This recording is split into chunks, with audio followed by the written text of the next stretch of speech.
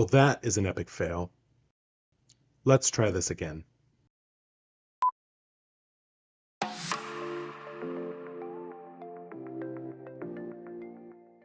Hello everyone, this is College Builder.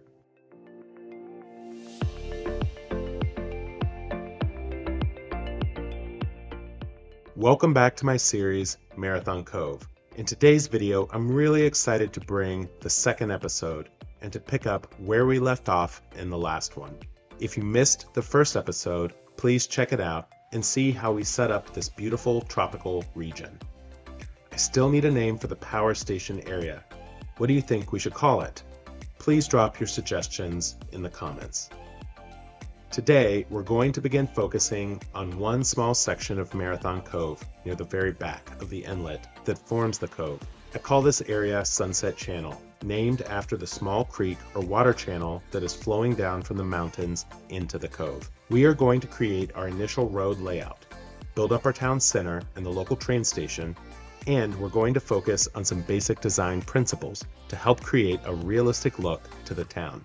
We first need to connect our town area to the power station we built last time. When I build out a highway and rail project like this, I try to focus on a few guiding rules. First, keep the gradients gentle and as smooth as possible. Second, make sure that the curves are manageable and easy for the types of vehicles that will use them. Third, try to build something that you could imagine seeing in real life. In order to follow these guiding rules, we are going to smooth out the terrain and remove the existing national road. The existing rail line that came with the map was a little too steep for my preferences. In some places, it was 5 or 6%. My preference is to keep rail grades at 1.5 to 2% whenever possible. I'm pulling out the existing tracks and then sloping the hills to create a gentle grade. I then rebuild the track so that everything is very gradual. I will also replace the existing 4-lane national highway with a divided 4-lane highway. This will allow us to have proper on and off ramps without slowing down our traffic too much. It will also allow us to upgrade the lanes in the future if traffic becomes a problem. Like our rail line, I want to ensure that the highway slopes are very gradual and smooth.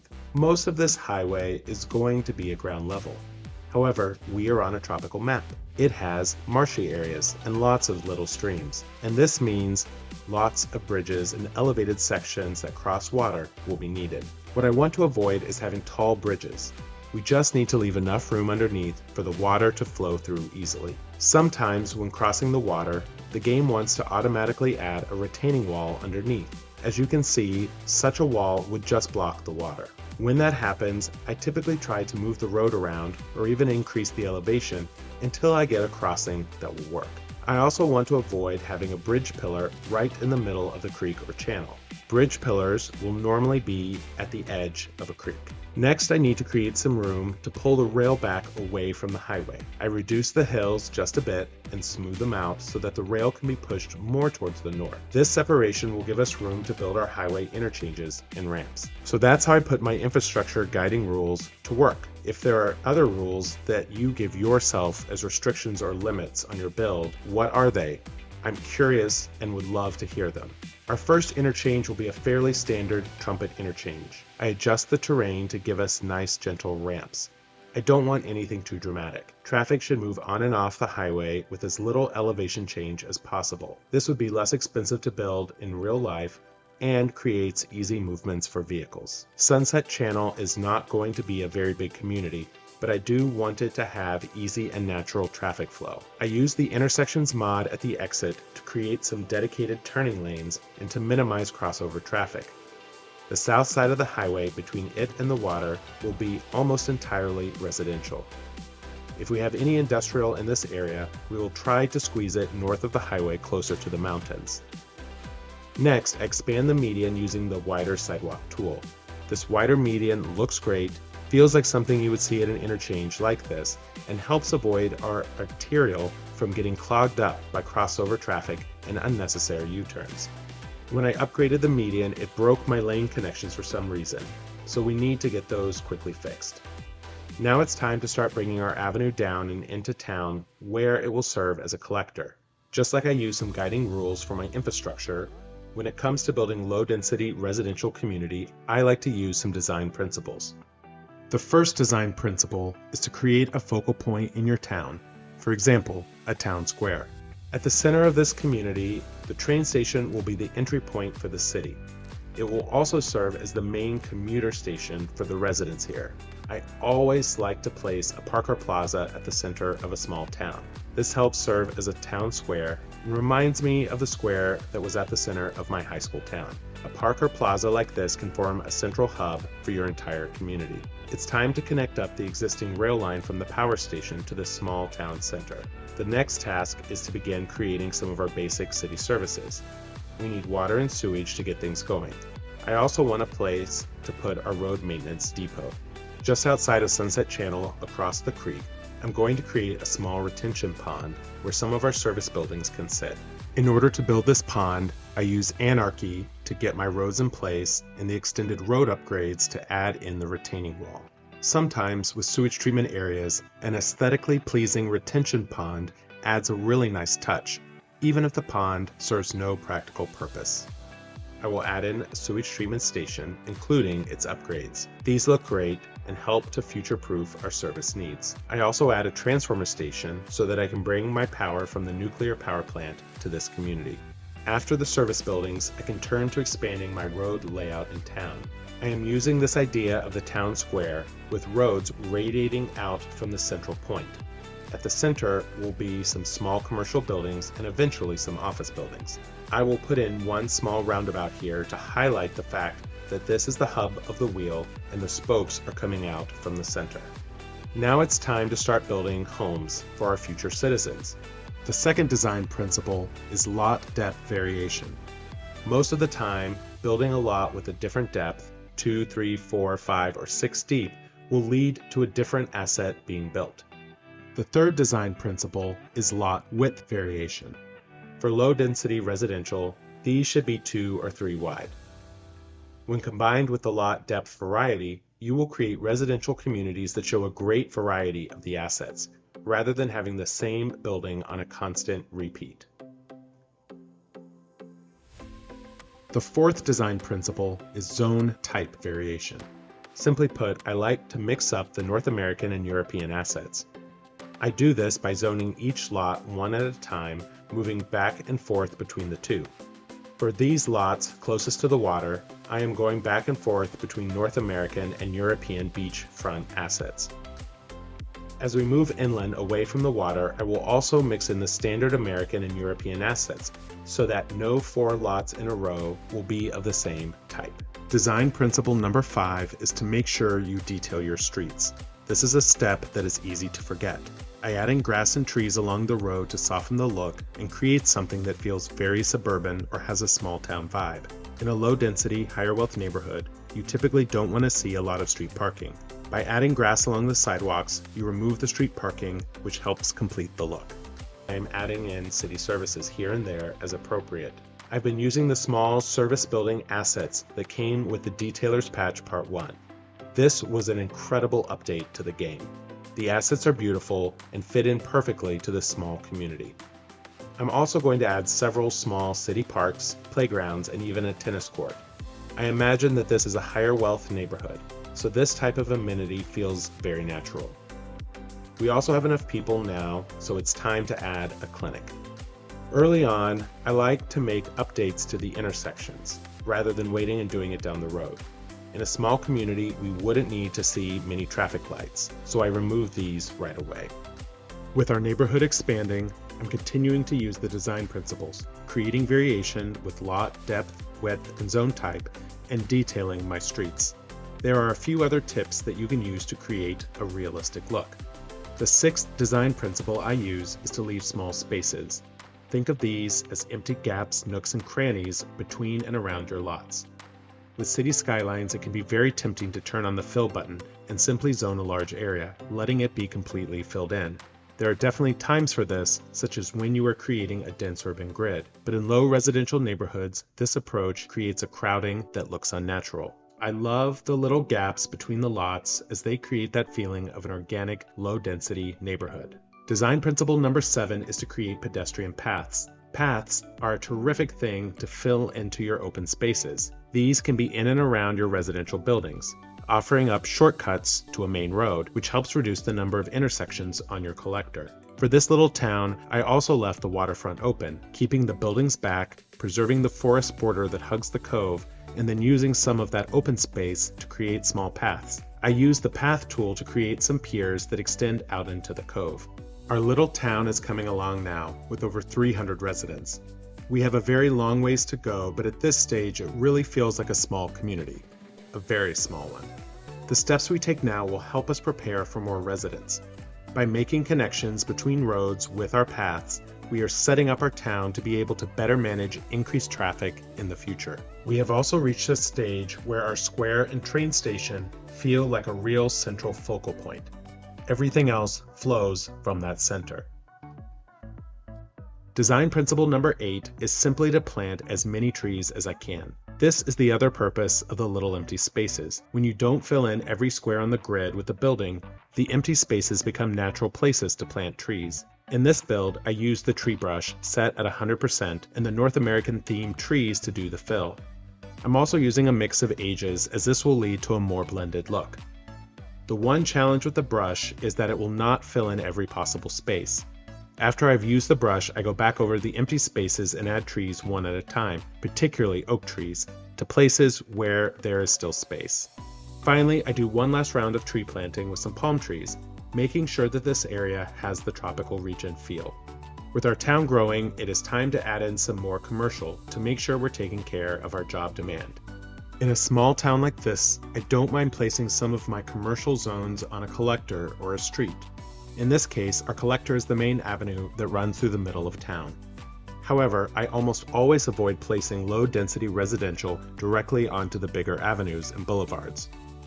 While this does happen, particularly on historic tree-lined avenues, most of the time your residential will be found on the quieter, smaller streets.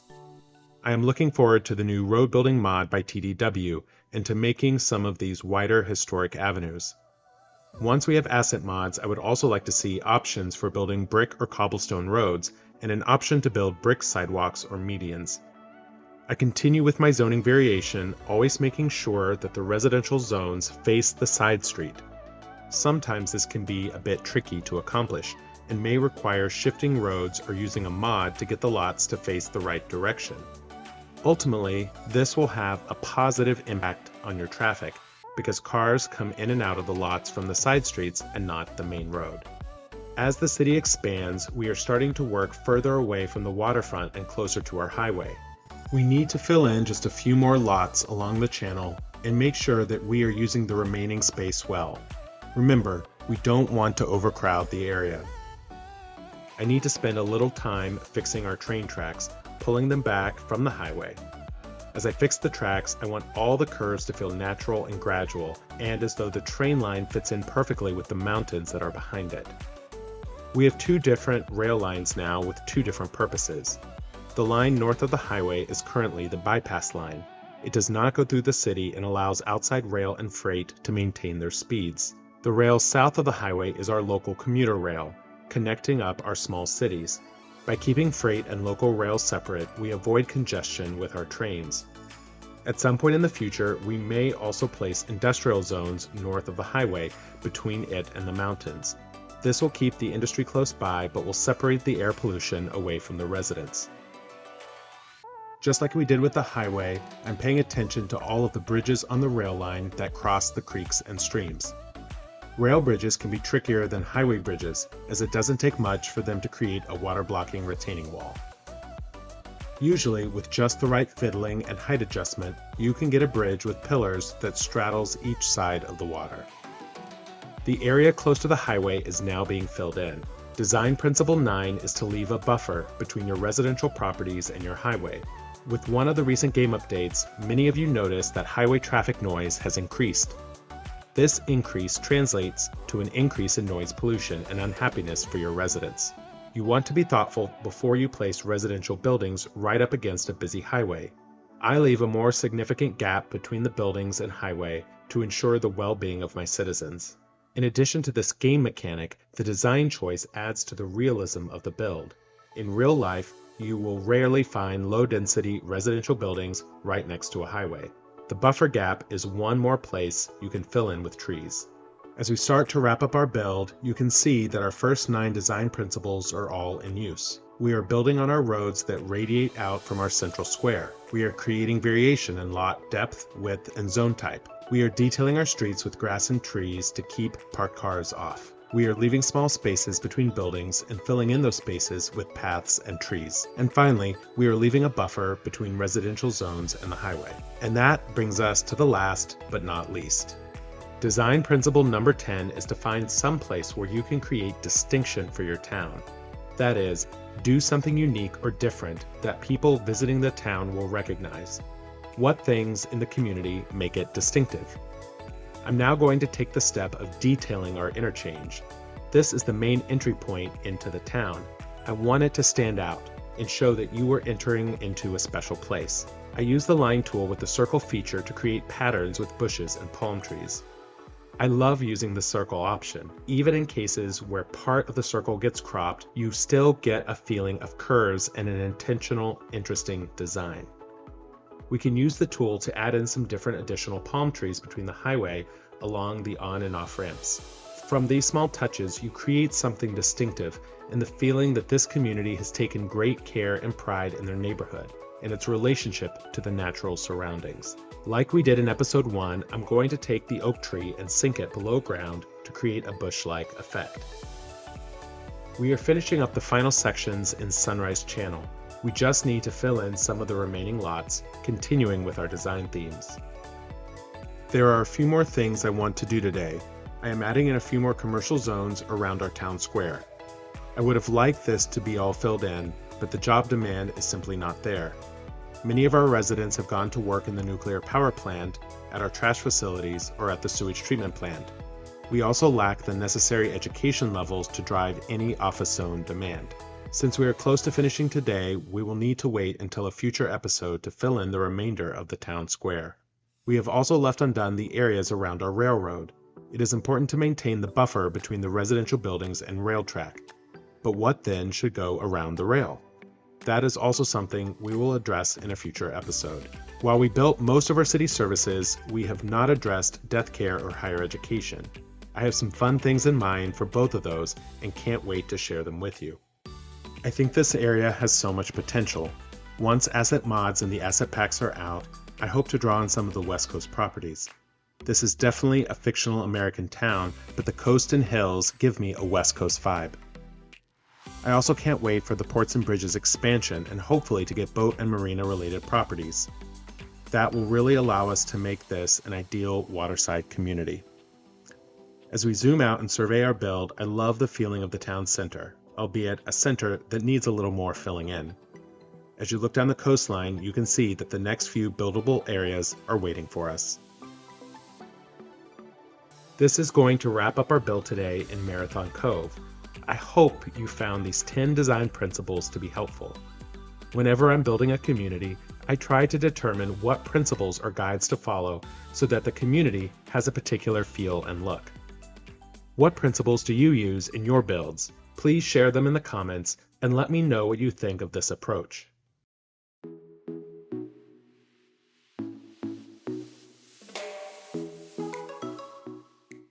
I'm happy with the way the community has come together. I think it feels organic and blends naturally into the surroundings. In the next episode, we're going to continue working our way around the cove. Some exciting things are going to come. If you enjoyed this video, please give it a like and subscribe so you can stay up to date. Thank you for your feedback, I really appreciate it. As this is my second YouTube video, all comments are appreciated. I will see you next time, and until then, happy building.